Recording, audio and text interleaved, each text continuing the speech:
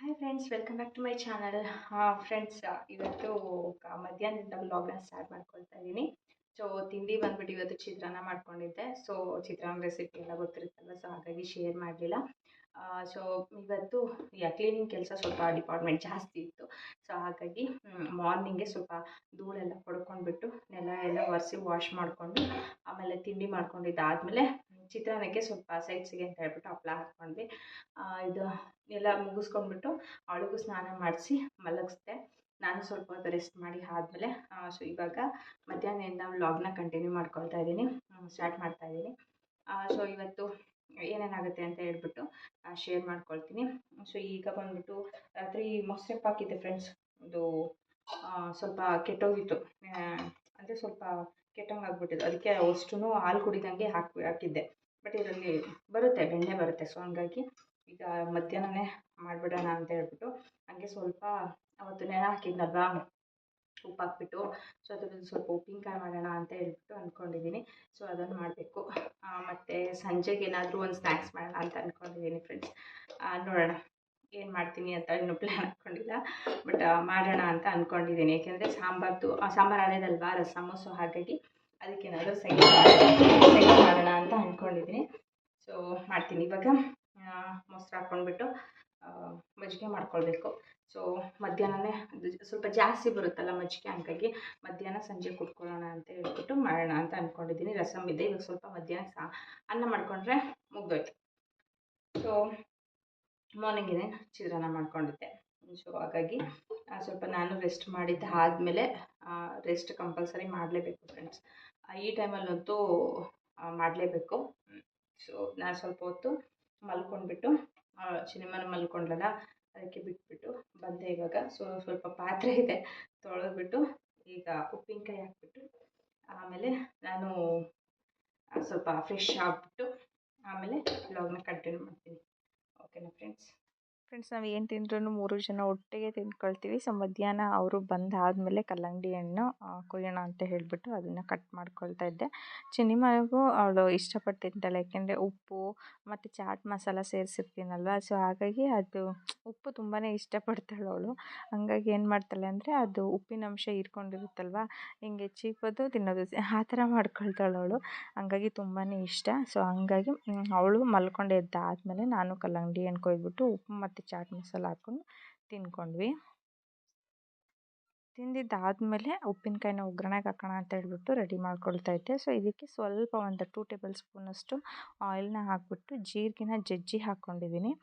ಮತ್ತು ಬೆಳ್ಳುಳ್ಳಿನ ಒಂದು 4 ಎಸಳು ಅದನ್ನು ಕೂಡ ಜಜ್ಜಿಬಿಟ್ಟು ಹಾಕ್ಕೊಂಡಿದ್ದೀನಿ. ಸೊ ಇದಕ್ಕೆ ಸ್ವಲ್ಪ ಖಾರದ ಪುಡಿ, ಅದನ್ನು ಎಣ್ಣೆಯಲ್ಲಿ ನೀಟಾಗಿ ಮಿಕ್ಸ್ ಮಾಡ್ಕೊಳ್ತಾ ಇದ್ದೀನಿ. ಜಾಸ್ತಿ ಇತ್ತು ಅಂತ ಹೇಳಿದ್ರೆ ಸ್ವಲ್ಪ ನೀರನ್ನ ಮಿಕ್ಸ್ ಮಾಡಬೇಕಾಗುತ್ತೆ ಫ್ರೆಂಡ್ಸ್. ನಂದು ಜಾಸ್ತಿ ಇರಲಿಲ್ವಲ್ಲ ಉಪ್ಪಿನಕಾಯಿ ಮಾಡೋದು, ಹಾಗಾಗಿ ಎಣ್ಣೆನಲ್ಲೇ ನಾನು ಖಾರದ ಪುಡಿನ ಫ್ರೈ ಮಾಡ್ಕೊಂಡಿದ್ದೀನಿ. ಈಗ ಹುಳಿ ಎಲ್ಲ ಬಿಟ್ಕೊಂಡಿರುತ್ತಲ್ವ, ಆ ಹುಳಿನ ಹಾಕ್ದಂಗೆ, ಇದು ತುಂಬಾ ಹುಳಿಯಾಗಿತ್ತು ಮಾವಿನಕಾಯಿ, ಹಾಗಾಗಿ ಹುಳಿ ರಸನ ಅದರೊಳಗಡೆ ಹಾಕ್ದಲೇ ಅದನ್ನು ಬೇರೆ ತೆಗೆದುಬಿಟ್ಟು ಬರೀ ಮಾವಿನಕಾಯಿ ಇತ್ತಲ್ವ, ಕರಗಿತ್ತಲ್ಲ, ಅದನ್ನು ಮಾತ್ರ ಇದು ಎಣ್ಣೆ ಒಳಗಡೆ ಹಾಕ್ಕೊಂಡು ಫ್ರೈ ಮಾಡ್ಕೊಳ್ಳೋದು. ಇದಕ್ಕೆ ಬೇಕು ಅಂತ ಅಂದರೆ ನಾವು ಸ್ವಲ್ಪ ಬೆಲ್ಲ ಕೂಡ ಸೇರಿಸ್ಕೊಳ್ಬೋದು, ಹುಳಿ ಹೊಡೆಯುತ್ತೆ, ತಿನ್ಕೊಳ್ಬೋದು. ಸೊ ಲಾಸ್ಟಲ್ಲಿ ಇದಕ್ಕೆ ಸ್ವಲ್ಪ ಅರಿಶಿನ ಪುಡಿ ಹಾಕ್ಕೊಂಡು, ಉಪ್ಪು ಖಾರ ಎರಡು ಕಮ್ಮಿ ಇತ್ತು ಅಂತಂದರೆ ಟೇಸ್ಟ್ ನೋಡಿಕೊಂಡು ನಾವು ಇದಕ್ಕೆ ಇವಾಗಲೇ ಸೇರಿಸ್ಕೊಳ್ಬೋದು. ಸೊ ಜಾಸ್ತಿ ಫ್ರೈ ಮಾಡೋ ಅವಶ್ಯಕತೆ ಏನಿಲ್ಲ, ಆಲ್ರೆಡಿ ಕರಗಿರುತ್ತಲ್ವ ಹುಳಿನಲ್ಲೇ. ಸೊ ಹಂಗಾಗಿ ಬರೀ ಹಾಗೆ 1-2 ನಿಮಿಷ ಬಾಡಿಸ್ಕೊಂಡ್ರೆ ಮುಗ್ದೋಯ್ತು. ಸೊ ಇವಾಗ ಸಂಜೆಗೆ ಅಂತ ಹೇಳಿಬಿಟ್ಟು ಸ್ನ್ಯಾಕ್ಸ್ ಮಾಡೋಣ ಅಂತ ಹೇಳಿಬಿಟ್ಟು ಫ್ರೆಶ್ ಅಪ್ ಆದಮೇಲೆ ಬಂದು ಸ್ನ್ಯಾಕ್ಸ್ನ ರೆಡಿ ಮಾಡ್ಕೊಳ್ತಾ ಇದ್ದೀನಿ. ಸೊ ಇದಕ್ಕೆ ಈ ಥರ ಒಂದು ಸಲ ಮಾಡಿ ನೋಡಿ ಫ್ರೆಂಡ್ಸ್, ತುಂಬಾ ಚೆನ್ನಾಗಿರುತ್ತೆ. ಇದಕ್ಕೆ ಒಂದು ಬಾಣಲೆಯಲ್ಲಿ ಮೆಣಸಿನ್ಕಾಯಿ, ಸ್ವಲ್ಪ ಕರಿಬೇವಿನ ಸೊಪ್ಪು, ಹಾಗೆ ಬೆಳ್ಳುಳ್ಳಿ ಇಷ್ಟನ್ನು ನೀಟಾಗಿ ಹುರ್ಕೊಳ್ಬೇಕು ಫ್ರೆಂಡ್ಸ್. ಫಸ್ಟು ಮೆಣಸಿನ್ಕಾಯಿನ ಹುರ್ಕೊಂಡಿದ್ದಾದಮೇಲೆ ಇನ್ನು ಮಿಕ್ಕಿದ್ದವನ್ನ ಹುರ್ಕೊಳ್ಬೇಕು. ಸೊ ಇದಕ್ಕೆ 1-2 ಟೇಬಲ್ ಸ್ಪೂನಷ್ಟು ಜೀರಿಗೆನ ಸೇರಿಸಿದ್ರೆ ಆಯಿತು. ಜೀರಿಗೆ ಸೇರಿಸಿ ಒಂದು ಸ್ವಲ್ಪ ಶುಂಠಿನ ಸೇರಿಸ್ಕೊಂಡ್ರೆ ನೀವು ಎಷ್ಟು ಮಾಡ್ತೀರಾ ಆ ಕ್ವಾಂಟಿಟಿನ ನೋಡಿಕೊಂಡು ಶುಂಠಿನ ಸೇರಿಸ್ಕೊಳ್ಳಿ ಫ್ರೆಂಡ್ಸ್. ಜಾಸ್ತಿ ಆದರೆ ತಿನ್ನೋದಕ್ಕಾಗಲ್ಲ ಇದು. ಅದಾದಮೇಲೆ ಸ್ವಲ್ಪ ಉಪ್ಪನ್ನ ಸೇರಿಸ್ಬಿಟ್ಟು ಇದು ತಣ್ಣಗಾಗೋದಕ್ಕೆ ಬಿಟ್ಟಾದಮೇಲೆ ತಣ್ಣಗಾದಮೇಲೆ ಇದನ್ನು ಮಿಕ್ಸಿ ಜಾರ್ಗೆ ಹಾಕ್ಕೊಂಡು ನೀರು ಹಾಕ್ಕೊಳ್ದೇ ರುಬ್ಕೊಳ್ಬೇಕು. ಸೊ ಆಲ್ರೆಡಿ ಮೆಣಸಿನ್ಕಾಯಲ್ಲಿ ನೀರಿನ ಅಂಶ ಇರುತ್ತಲ್ವ, ಸೊ ಅದೇ ಹಾಕೋಗ್ಬಿಡುತ್ತೆ ನೋಡಿ. ಈ ಥರ ತರಿಯಾಗಿ ರುಬ್ಬಿ ಇಟ್ಕೊಳ್ಬೇಕು. ಇದನ್ನು ಒಂದು ಬೌಲ್ಗೆ ಎತ್ತಿಟ್ಕೊಳ್ಬೇಕು ಫ್ರೆಂಡ್ಸ್. ಯಾವುದೇ ಕಾರಣಕ್ಕೂ ನೀರನ್ನ ಸೇರಿಸ್ಕೊಳ್ಬೇಡಿ. ಈ ಥರ ಒಂದ್ಸಲ ಟ್ರೈ ಮಾಡಿ ನೋಡಿ. ಮತ್ತು ಇವಾಗ ಸ್ವಲ್ಪ ಕಡಲೆ ಹಿಟ್ಟನ್ನು ಕಲಸಿಟ್ಕೊಳ್ಬೇಕು. ನಾವು ಮಾಮೂಲಿ ಮೆಣಸಿನ್ಕಾಯಿ ಬೋಂಡಕ್ಕೆ ಕಲಿಸ್ಕೊಳ್ತೀವಲ್ವ ತೆಳುವಾಗಿ, ಅದೇ ಥರ. ಸೊ ನಾನು ಇದಕ್ಕೆ ಸ್ವಲ್ಪ ಉಪ್ಪು, ಸ್ವಲ್ಪ ಅಜ್ವೈನ್ ಸೇರಿಸ್ಕೊಳ್ತಾ ಇದ್ದೀನಿ. ಇಷ್ಟು ಸೇರಿಸ್ಕೊಂಡಿದ್ದಾದಮೇಲೆ ಸ್ವಲ್ಪನೇ ನೀರನ್ನ ಹಾಕ್ಕೊಂಡ್ಬಿಟ್ಟು ನೀಟಾಗಿ ಮೆಣಸಿನ್ಕಾಯಿ ಬೋಂಡ ಮಾಡ್ತೀವಲ್ವ ಅದಕ್ಕೆ ಕಲಸಿ ರೆಡಿ ಮಾಡಿ ಇಟ್ಕೊಳ್ಬೇಕು. ಈಗ ಬದನೆಕಾಯಿನ ಕೊಯ್ಕೊಳ್ಬೇಕು ಫ್ರೆಂಡ್ಸ್. ಇದಕ್ಕೆ ನೀಲಿ ಕಲರ್ದು ಫುಲ್ ಬ್ಲೂ ಕಲರ್ ಬರುತ್ತಲ್ವ, ಸೊ ಆ ಥರ ಅದು ಕೂಡ ಚೆನ್ನಾಗಿರುತ್ತೆ. ಸೊ ಉದ್ದ ಬದನೆಕಾಯಿ ಬರುತ್ತಲ್ಲ ಅದು ಚೆನ್ನಾಗಿರಲ್ಲ ಫ್ರೆಂಡ್ಸ್. ಈ ಥರ ಬದನೆಕಾಯಿ ಆದರೆ ತುಂಬಾ ಚೆನ್ನಾಗಿರುತ್ತೆ. ಸೊ ನಾನು ಕಟ್ ಮಾಡಿ ತೋರಿಸ್ತಿದ್ದೀನಿ ನೋಡಿ. ಈಗ ಫಸ್ಟು ತುದಿನಲ್ಲಿ ಬರುತ್ತಲ್ವ ಆ ಪೀಸ್ನ ತೆಗ್ದು ಎಸಿಬೇಕು. ಸೊ ನೋಡಿ ನಾನು ಈ ಥರ ಕಟ್ ಮಾಡಿದಲ್ವ, ಒಂದು ಸ್ವಲ್ಪ ಕಟ್ ಮಾಡಿ ಅದನ್ನು ಹಾಗೆ ಬಿಟ್ಬಿಟ್ಟು ಇನ್ನೊಂದು ಪೀಸಸ್ ತೆಳ್ಳಗೆ ಕಟ್ ಮಾಡ್ಕೊಳ್ಬೇಕು. ಈ ಥರ 2 ಲೇಯರ್ಸಿಂದು ಮಾಡ್ಕೊಳ್ತಾ ಹೋಗಬೇಕು. ಅದು ಒಂದು ಬದನೆಕಾಯಿ ಆಲ್ಮೋಸ್ಟ್ ಒಂದು ಬದನೆಕಾಯಲ್ಲಿ ಒಂದು 15 ಬೋಂಡ ಆಗುತ್ತೆ ಫ್ರೆಂಡ್ಸ್, ರೆಡಿ ಮಾಡ್ಕೊಳ್ಬೋದು. ನೋಡಿ ನಾನು ಎಲ್ಲನೂ ಆ ಥರ ಕಟ್ ಮಾಡ್ಕೊಂಡಿದ್ದೀನಿ. ಇಬ್ಬರಿಗೆ ತುಂಬಾ ಜಾಸ್ತಿ ಆಗೋಯಿತು ಇದು ಬೋಂಡ. ನಾನು ಒಂದೇ ಬದನೆಕಾಯ್ದು ಮಾಡಿದ್ದು. ಮಸಾಲೆನೂ ಕರೆಕ್ಟಾಗಿ ಆಯಿತು ನನಗೆ ಒಂದೇ ಬದನೆಕಾಯಿಗೆ. ಈಗ ಎಲ್ಲದನ್ನು ಅದು 2 ಲೇಯರ್ಸ್ ಇರುತ್ತಲ್ಲ ಅದು ಮಧ್ಯ ತುಂಬಿಬಿಟ್ಟು ಫಿಲ್ ಮಾಡಿಬಿಟ್ಟು ಈ ಥರ ಡಿಪ್ ಮಾಡಿ ಎಣ್ಣೆಗೆ ಹಾಕೋದು. ಇಷ್ಟೇ ಫ್ರೆಂಡ್ಸ್, ತುಂಬಾ ಚೆನ್ನಾಗಿರುತ್ತೆ. ಒಂದು ಸಲ ಟ್ರೈ ಮಾಡಿ ನೋಡಿ. ಈ ಥರ ಮಧ್ಯ ಮಸಾಲೆ ಇರುತ್ತೆ. ಇದು ತುಂಬಾ ಫೇಮಸ್ಸು ಗದಗ ಸೈಡಲ್ಲೆಲ್ಲನ. ಸೊ ಚೆನ್ನಾಗಿರುತ್ತೆ. ಬದನೆಕಾಯಿ ಇತ್ತು ಅಂತ ಹೇಳಿದ್ರೆ ಈ ಥರ ಮಾಡಿ. ಉದ್ದ ಬದನೆಕಾಯಿ ಬರುತ್ತಲ್ಲ ಅದರಲ್ಲಿ ಬೇಡ, ಇದು ದಪ್ಪ ಬದನೆಕಾಯಿ ಬರುತ್ತಲ್ವ ದುಂಡು ಬದನೆಕಾಯಿ, ಅದರಲ್ಲಿ ಚೆನ್ನಾಗಿರುತ್ತೆ. ಒಂದು ಸಲ ಟ್ರೈ ಮಾಡಿ ನೋಡಿ ಫ್ರೆಂಡ್ಸ್. ಇದೇ ಥರ ಎಲ್ಲವೂ ಡಿಪ್ ಮಾಡಿಬಿಟ್ಟು ಹಾಕೋದು ಅಷ್ಟೇ. ಒಳಗಡೆ ಮಸಾಲೆ ತುಂಬಿಟ್ಟು ಡಿಪ್ ಮಾಡಿ ಹಾಕೋದು.